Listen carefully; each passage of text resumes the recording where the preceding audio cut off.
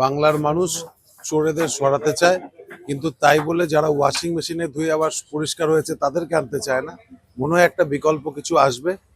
বেকার যুবকের কাজ চুরি, জোচ্চুরি, তার বিরুদ্ধে মানুষের রায় আসবে। মানে বিকল্প বলতে আপনি ঠিক কাকে বোঝাতে চাইছেন এই মুহূর্তে? অবভিয়াসলি বামেদের।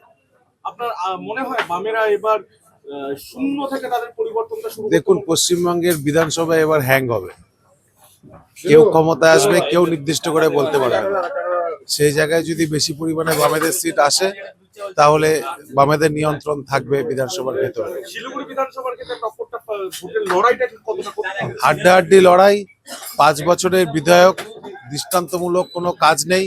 মেয়র সাহেব তিনি শিলিগুড়িবাসীকে 10 দিন ধরে বিষাক্ত জল খাইয়েছে। যা প্রতিশ্রুতি দিয়েছিল কিছু রাখতে পারেনি। শহর আবার প্লাস্টিক ক্যারি ব্যাগে ভরে গেছে। সেই জায়গায় দাঁড়িয়ে 5 বারের কাউন্সিলর বামেদের ক্যান্ডিডেট মানুষের ভরসার কাছে জায়গায় যাবে।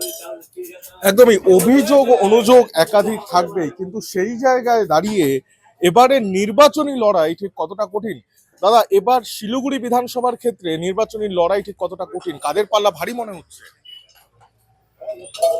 দুজনেই সমান সমান আছে মোটামুটি, যা বোঝা যাচ্ছে। কাকে চাইছেন?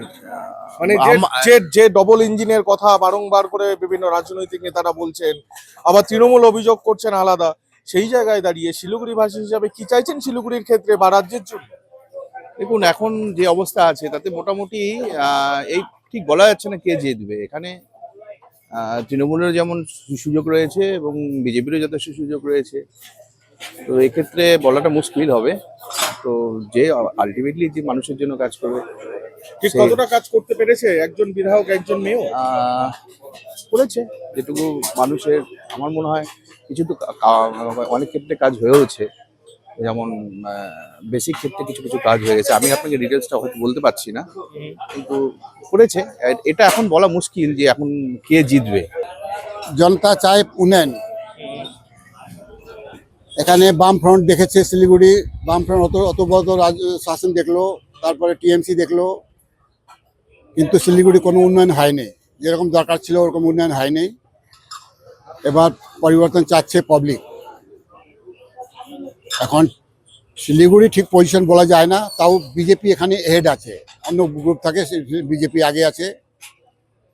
লোক চাচ্ছে উন্নয়ন, এই হিসাবে আমি বলবো যে পাবলিক একবার উন্নয়ন করতে চাচ্ছে। উন্নয়ন কি মনে করছেন? একদিকে তো তৃণমূলের গৌতম দেব, অন্যদিকে বিজেপির শঙ্কর ঘোষ, তিনি বিধায়কও ছিলেন গত বছর। কার পাল্লা ভারী মনে হচ্ছে? গৌতম দেব তো এমনি আমাদের এখানে মেয়রও আছে, যতটুকু আমাদের দরকার ছিল ওই ডেভেলপমেন্ট ওরকম হয়নি। পরিবর্তন চাচ্ছে লোক, শিলিগুড়ির লোক পরিবর্তন চাচ্ছে। মানে এক কথায় আপনি বলতে চাইছেন যে শঙ্কর ঘোষের পাল্লা ভারী রয়েছে। গৌতম শঙ্কর ঘোষের পাল্লা ভারী আছে। একদমই শিলিগুড়ির নির্বাচন কিন্তু বরাবর একরকম ছাপ রেখে যায়। ঠিক প্রতিবারই বিধানসভা নির্বাচনের ক্ষেত্রেই কিন্তু ঠিক এই সমস্যাটা উঠে আসে, কার পাল্লা ভারী। এক কথায় যাকে বলা যায় প্রেডিক্ট করা কার্যত অসম্ভব হয়ে ওঠে। তবে শিলিগুড়ি বিধানসভার ক্ষেত্রে লড়াইটা কিন্তু এবার সত্যিকারেরই খানিকটা টাফ লড়াই। हमको तो मेरे आइडिया से लग रहा है गौतम देव इस बार जीत जाएगा। क्यों? गौतम देव अच्छा काम किया है, अच्छा काम करता है। ठीक है, उधर फुलवारी में था पहले, इससे पहले उसमें भी अच्छा काम किया है। जीतने का चांसेस है इस बार, अच्छा चांस है जीतने का उनका। इससे पहले तो संकट था, हाँ, शंकरदा था, काम नहीं किया कुछ। काम कुछ खास तो दिखाई नहीं दिया, लेकिन टक्कर होगा या टक्कर नहीं होगा? टक्कर होगा। क्या क्यों लगता है टक्कर होगा? क्योंकि वो विजेता पार्टी है ना, शंकर घोष पहले जीता हुआ है यहाँ से। गौतम देव तो अभी चेंज किया है, नया है यहाँ पे, लेकिन हमको लगता है गौतम देव जीत जाएगा।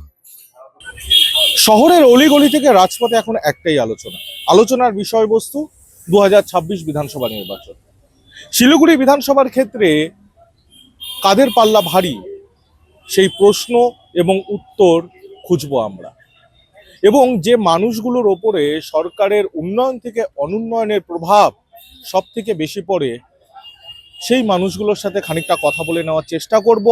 তারা কি চাইছেন, তারা কি ভাবছেন এবার শিলিগুড়ি বিধানসভাকে কেন্দ্র করে। আমরা খানিকটা এই ফুটপাত জুড়ে যারা ব্যবসা করে, যারা দিন গুজরান করে, তাদের সাথে খানিকটা কথা বলে নেওয়ার চেষ্টা করব। দাদা, শিলিগুড়ির এবার নির্বাচনে কার পাল্লা ভারী মনে হচ্ছে? দুটোই তো সমান দেখতেছি, কার পাল্লায় ভারী মনে করবো, কিছু কি বোঝা মনে যাচ্ছে না। হচ্ছে? কার কাছে সহজ হবে? কিছু বোঝা যাচ্ছে না এখন কার হওয়াটা ভালো, বুঝতে পারছি না। বিগত তো বিধানসভায় জয়লাভ করেছিল বিজেপি প্রার্থী শঙ্কর ঘোষ, তিনি আবার দাঁড়িয়েছেন, আবার একাধারে তার প্রতিদ্বন্দ্বিতা করছেন মেয়র।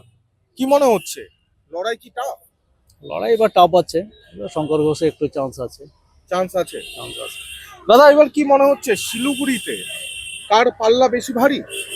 দেখে দেখেন পাল্লা ভারী তো জুড়ে রয়েছে, গৌতম দেবেরও পাল্লা ভারী, তাছাড়া মেয়র অনেক দিনকার পুরোনো, তাছাড়া শঙ্কর ঘোষও খারাপ না, মানে পাল্লা দুজনের ভারী, যে কে জিতবে বলা মুশকিল। মানে কিছু বোঝা যাচ্ছে না না, বলা মুশকিল, দুজনের পাল্লা ভারী। শঙ্কর ঘোষের তো পুরনো, তিনি বিধায়ক, তার অভিজ্ঞতা রয়েছেন। অন্যদিকে গৌতম দেব তো অনেক বছরের রাজনীতিবিদ, তো কিছুই মনে হচ্ছে না। মনে হচ্ছে না, পাল্লা দুজনের ভারী আছে, এখন কে জিতবে সেটা মানে ভোটের ব্যবধান তাহলে কম থাকতে পারে। সেটা বলতে পারি না, এখন কার ব্যবধান কি হবে, মানে পাল্লার দুজনের ভারী আছে, কার কখন কি হবে ভোটের পরেই একদমই, বোঝা যাবে। একেবারেই যেন কেউ কাউকে 1 ইঞ্চি জমি ছাড়তে নারাজ। আমরা কিছু পথচারীর সাথে কথা বলি। কাকু, একটু বিরক্ত করছে, আপনি হাতে অনেক জিনিসপত্র নিয়ে রয়েছেন। শিলিগুড়ি বিধানসভায় এবার কার পাল্লা ভারী মনে হচ্ছে? এবারে বিজেপি বিজেপি। কেন কেন? সব কিছু পরিবর্তন হবে তো। পরিবর্তন, হ্যাঁ, সেই পরিবর্তনের কথা উঠে আসছে, যে পরিবর্তনের কথা উঠে এসেছিল 2011 সালে।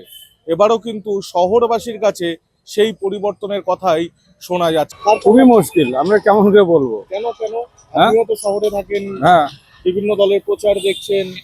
এত বছর আমাদের এখানে শিলিগুড়িতে বেশিরভাগ রাজনীতি কমই করে, ভোটের সময় ভোট দিয়ে যাচ্ছে, এই তো। তো এবার প্রচারে কি মনে হচ্ছে? প্রচারে এখন কেমন করে বলবো কার দিকে পাল্লা ভারী, ভোটের পরে বোঝা যাবে।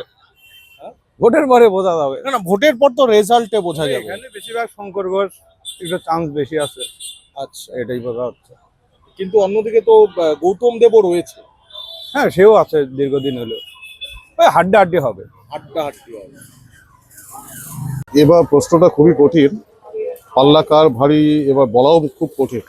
এবার খুব চ্যালেঞ্জিং একটা ইলেকশন হবে, যেখানে দেখা যাচ্ছে যে বামফ্রন্ট যারা আছেন তাদের ক্যান্ডিডেট খুব ক্লিন, রাইট। আর এখানে বিজেপি প্রার্থী আছে শঙ্করবাবু আছেন, আমাদের শঙ্করদা, সেও ভালো একটা ক্যান্ডিডেট।